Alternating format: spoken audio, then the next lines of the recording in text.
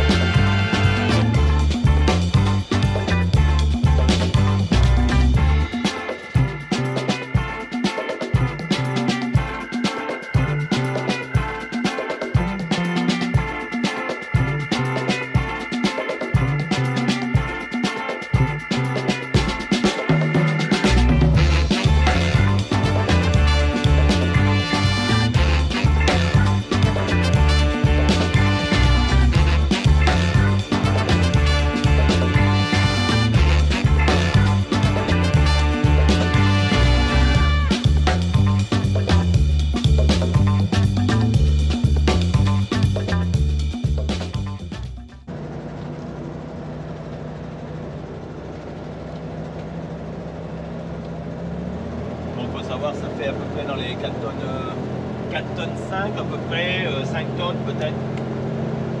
Ouais, donc celui-ci un peu plus lourd voilà, que le 20 pieds, mais voilà, ça fait dans les 5 tonnes. Oh bon, il y va quand même, hein, parce qu'on est déjà à 65-70. Ah ouais, bah attends. Et je suis à aller un petit quart de pédale, j'ose pas trop lui mettre. Ouais. Là on se remet en régime, on a 2000 tours. Non mais c'est un véhicule, on peut prendre une vitesse de croisière entre 80 et 90 sans problème quoi. Ça c'est des véhicules de loisirs, faut pas l'oublier. Hein. 80 bien sûr, on peut prendre la croisière à 110, hein, mais là la consommation change un peu. Ouais, c'est clair. Après faut être un peu sur l'œil sans arrêt, donc voilà, c'est quand même un poids lourd, hein, faut pas oublier ça. Hein. Ah oui, c'est un véhicule de loisirs poids lourd de collection, ce qu'il faut se mettre en tête quand on achète. Pour moi, la meilleure vitesse, c'est entre 80 et 90. Voilà, 80. Ben là, on a à peu près à 75-80. Ouais, bah là, c'est agréable. C'est sa bonne vitesse. On profite du panoramique. C'est ça. À 120 degrés. Après, au niveau des sensations, faut s'imaginer que ça se conduit très facilement. On pourrait dire comme une voiture ou presque, parce que la direction est ultra légère. On force pas. Comme c'est une boîte auto, on n'a pas à se soucier des rapports, on n'a qu'à accélérer, freiner, ça c'est quand même un gros confort. Faut pas oublier que quand même la majorité des camping-cars européens de cette époque-là étaient tous en manuel, avec des petites boîtes 4 rapports. Et alors que eux c'était déjà de la boîte automatique avec des gros big blocks.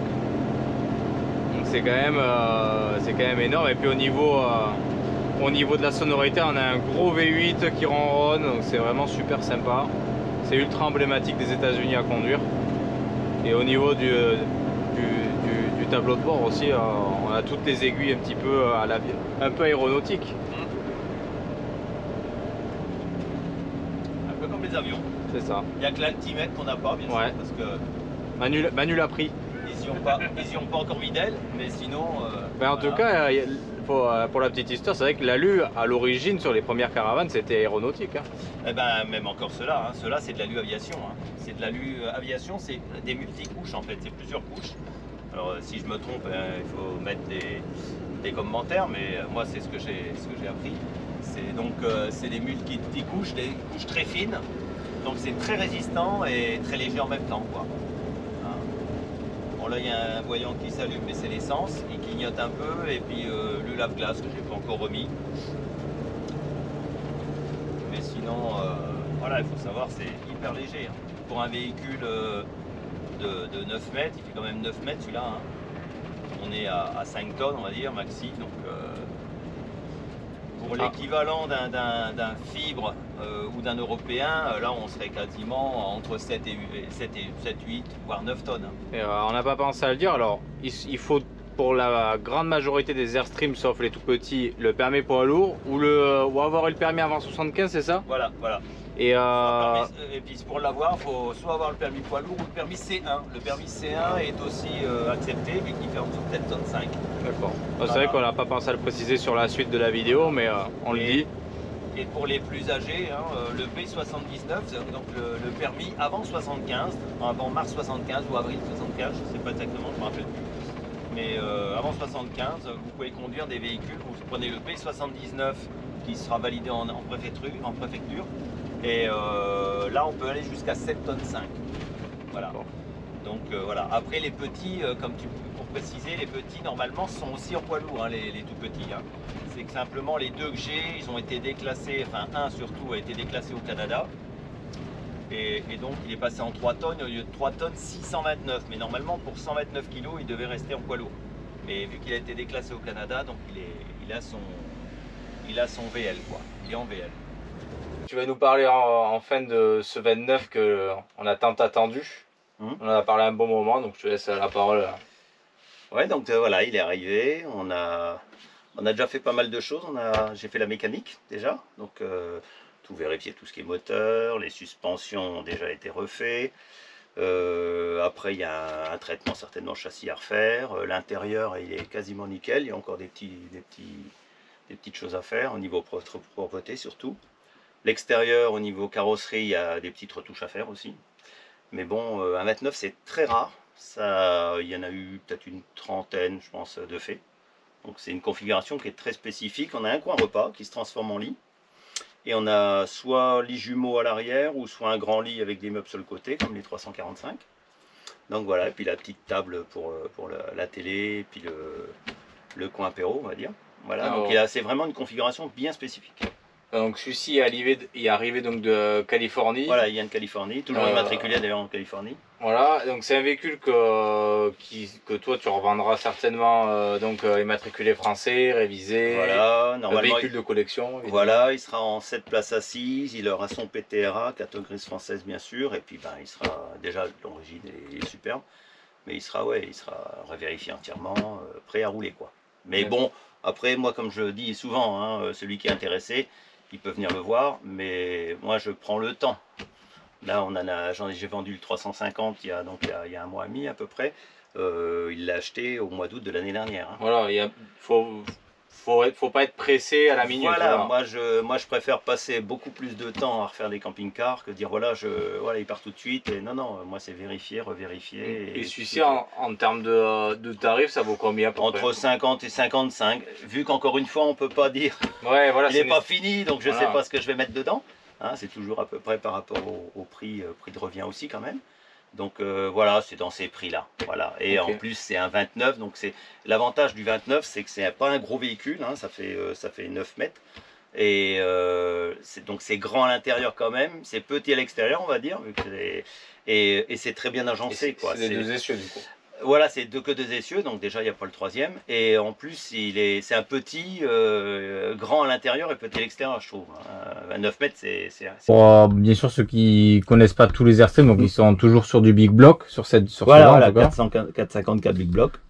Tu peux toi les mettre à l'éthanol. Voilà, ouais, maintenant je pense vu le prix de l'essence qui monte, voilà, je pense que maintenant avant je laissais au choix éthanol ou essence aux propriétaires. Hein, bon, maintenant, quand je les mettrai en vente, je vais essayer de les mettre à l'éthanol carrément. Après, ils pourront bien sûr rouler à l'essence, parce que c'est pas parce qu'on a un carbu éthanol et pompe à essence éthanol qu'on peut pas rouler à l'essence. Donc on peut quand même rouler à l'essence. Mais je pense qu'ils seront maintenant quasiment tous à l'éthanol, parce que voilà, après c'est la demande. Hein. Pour ceux qui se posent la question, qu'une moto qui voudra atteler à 7 Airstream, est-ce que c'est possible? Ah, sans problème. Que ça soit en plateau ou que ça soit en remorque. En remorquage, il n'y a aucun problème, on peut même tirer des voitures, hein, donc il n'y a pas de problème. C'est un pourcentage du poids à vide. Là, je pense que le PTRA sera aux alentours de pas loin de 2 tonnes. Hein. D'accord, donc voilà. Même quasiment ton toy, on pourrait l'atteler. Ah oui, on peut mettre une remorque derrière. Voilà. Après, donc en plateau, donc mettre un plateau fixe posé sur le crochet de remorque, c'est ce qui se fait aux États-Unis. Je pense qu'une moto de 200 kg peut accepter. parce qu'il y a les airbags qui montent l'assiette du véhicule, donc il n'y a pas de problème. Ok. Et après,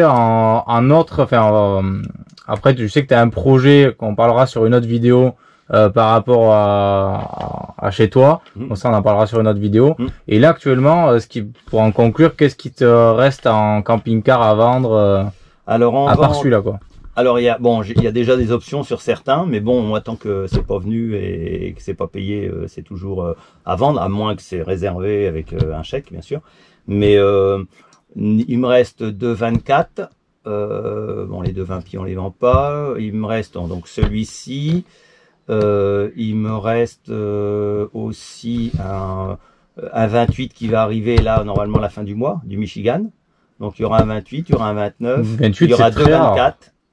Oui, surtout que ça sera même un Argosy. Alors oui, c'est Argosy, un Argosy 28. Et il y a le Prévost qui a baissé un peu le prix, il est à 100 000. Voilà, il y a le Prévost que j'ai baissé un peu de prix. Ben ouais, encore une fois, vu le prix du gasoil, bon, c'est un véhicule qui consomme quand même 30 litres, hein, entre 28 et 30, hein, mais bon, ça fait quand même 14 tonnes à vide. Il est unique. Voilà. Ah voilà, bah, il est seul en Europe. Enfin, il y en a deux, soi-disant. On va pas, voilà, parce qu'il va y avoir du polémique et puis les gens vont vérifier. Voilà. Alors, il y en a un qui est pas très loin de chez moi d'ailleurs, qui en a importé un. Bon, il le vend pas, bien sûr, il le garde pour lui. C'est un monsieur assez riche. Et mais voilà, il en aurait que deux en Europe. D'accord. Donc et puis pour les croiser, c'est quand même compliqué. Ah oui, voilà, du coup, mais il est pas très loin, il est à 100 km d'ici à peu près, le deuxième Prévost. Mais ouais, c'est un véhicule, bon, et qui vaut 600 000 euros, enfin 600 000 $ en 87. Ouais, je l'ai baissé quasiment de 30 000. Hein. D'ailleurs, j'ai eu une proposition l'autre fois, il me demandait si je baissais le prix. Je dis non, je viens de le baisser de 30 000. En dessous de 100 000, je le vends pas. Enfin, il est à 99 999. Voilà. Donc voilà. Ça a le mérite d'être clair. Pour être précis. Ok, bon, bah écoute, de toute façon, là, la prochaine vidéo, ça sera la vidéo de la cellule du Dodge, qui est arrivée il n'y a pas de temps, donc... Voilà, vu que j'avais un Dodge, et puis j'avais envie d'avoir un compromis entre les gros camping-cars où on peut pas aller partout, même les petits, c'est toujours un peu, c'est quand même des véhicules anciens, et je voulais avoir, et puis surtout être autonome, même si avec les petits, on prend des motos, on prend des voitures derrière. Ça, c'est un autre délire, c'est voilà, un autre concept. c'est autre chose, complètement autre chose. Là, on se gare où on veut, voilà, bon, ça fait un peu d'auteur. Donc on s'est acheté une cellule qui se met sur un Dodge Ram qu'on a. Mais c'est super, on a déjà utilisé un peu à Gourette, on a été un peu à droite à gauche. L'avantage c'est qu'on peut enlever, mais ça on l'expliquera dans le sujet. Et en plus on parlera de mon projet pour cet été. Bon, mais il ne reste plus qu'à vous abonner sur toutes les actualités de marque et puis tout le reste. Il y a aussi un championnat de France qu'on suit, donc voilà. Vraiment, il faut vous abonner. Voilà. Et surtout, à plus tard. Ciao, ciao.